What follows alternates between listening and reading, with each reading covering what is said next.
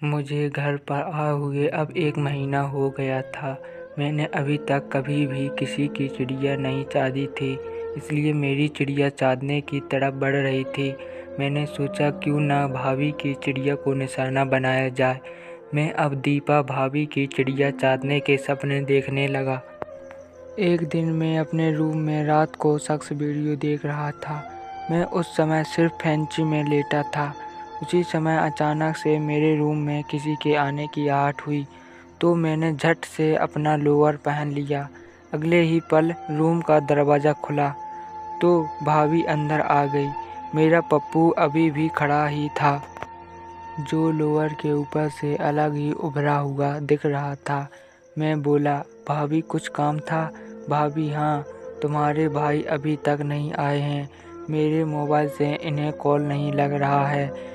क्या तुम अपने फ़ोन से उन्हें फ़ोन लगाकर मेरी बात करा दोगे? मैं उठते हुए बोला, हाँ, क्यों नहीं। लो, आप खुद ही फ़ोन लगाकर बात कर लीजिए। मैंने अपना फ़ोन भाभी को दे दिया। मैंने भाभी को फ़ोन देते समय ये भूल गया, उसमें सक्स वीडियो अभी भी चल रही थी। उस ब्लू फिल्म को भाभी ने देख लिया और हल्का सा मेरे पप्पू की ओर देखकर मुस्कुरा दिया। मैं अपनी गलती समझ गया और तनिक लज्जित सा होकर सिर नीचे करके खड़ा था। भाभी फ़ोन पर भैया से बात करके मुझे फ़ोन देकर वापस चली गई और मैं भी कुछ देर अपना माथा पीटता रहा, मगर मुझे लगा कि ये भले ही गलती से हो गया था, मगर सही शॉट लग गया था। मैं दीपा भाभी की जवानी को याद करते हुए पप्पू हिलाने लगा और मुठ मार कर सो गया। जब मैं सुबह उठा तो बाथरूम में घुस गया। मेरे बाथरूम के नल में कुछ दिक्कत हो गई थी, जिस वजह से उसमें पानी नहीं आ रहा था। मैंने बाहर निकलकर भाभी से कहा, मेरे बाथरूम में पानी नहीं आ रहा है, क्या ऊपर टैंक में पानी ख़त्म हो गया है? भाभी बोली, नहीं तो मेरे बाथरूम में तो आ रहा है, आपके बाथरूम में कोई दिक्कत हो गई होगी। मैंने कहा, चलो उसको दिखवाता हूँ। फ़िलहाल मुझे नहाना है, क्या मैं आपके बाथरूम में नहा लूँ? वो बोली, हाँ, नहा लो। फिर मैं दीपा भाभी के बाथरूम में नहाने चला गया। वहाँ पर उनके गीले कपड़े रखे थे। उन कपड़ों में उनकी ब्रा पैंटी भी थी। भाभी की ब्रा पैंटी देखकर मेरा पप्पू खड़ा हो गया और मैं उनकी पैंटी पप्पू से लपेटकर पप्पू हिलाने लगा। मैंने भाभी की पैंटी में ही मुठ मारी और पप्पू का माल भाभी की पैंटी में छोड़ दिया।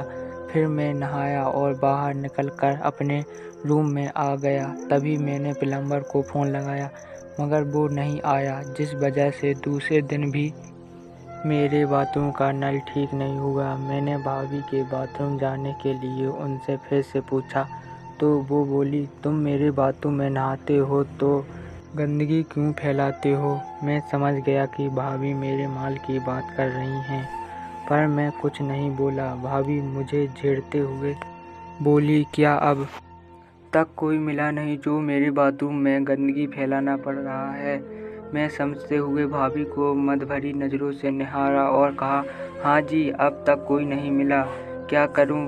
भाभी हंस दी और वहां से चली गई। मैं समझ गया कि मेरा काम बन जाएगा।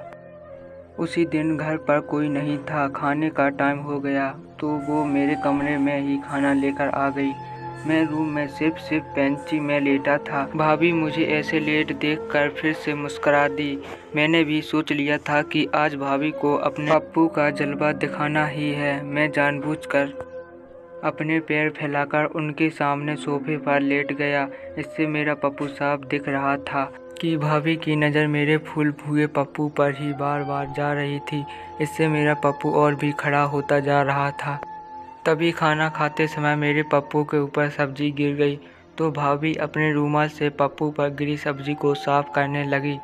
मैं उनके इस काम को देख रहा था। पप्पू पर रूमाल चलने लगा तो पप्पू ने फुफकार मार दी। भाभी ने सिर्फ वासना से पप्पू की इस हरकत को देखी और पप्पू साफ करके हाथ हटा लिया। मुझे और मज़े आने लगे और मैंने कहा, भाभी सही से साफ नहीं हुआ था। इस पर भाभी चुप रहीं और कुछ नहीं बोलीं। फिर खाना खाने के बाद भाभी बोली, सुधर जाओ वरना मैं सबक सिखा दूंगी। ये कहते हुए भाभी ने मेरे पप्पू पर हाथ मार दिया और हंसते हुए वहाँ से चली गई। मैं समझ गया कि भाभी की चिड़िया में चुनचुनी हो रही है, पप्पू का काम जल्दी ही हो जाएगा। दूसरे दिन भैया एक हफ्ते के लिए काम से बाहर चले गए और उसी दिन मम्मी पापा को भी किसी रिश्तेदार की शादी में जाना था, तो वो दोनों भी चले गए। अब एक हफ्ते के लिए हम दोनों अकेले घर में थे। मम्मी जाते समय मुझे बोली कि अपनी भाभी का ध्यान रखना। मैंने कहा ठीक है। फिर भाभी रसोई में जाकर काम करने लगी और मैंने घर का दरवाज़ा बंद कर दिया। फिर अपने कमरे में जाकर सब कुछ ठीक ठाक किया, नई चादर वगैरह बिछाकर कमरा टनाटन कर लिया। तब मैंने रसोई में जाकर भाभी को कसकर पीछे से पकड़ लिया और चूमने लगा। भाभी हटो, ये क्या कर रहे हो? मैंने कहा सबक सीखने आया हूँ भाभी। भाभी मुझसे अलग होकर बोली, अच्छा सबक सीखना है, चलो रूम में चलो, वहाँ सब बताती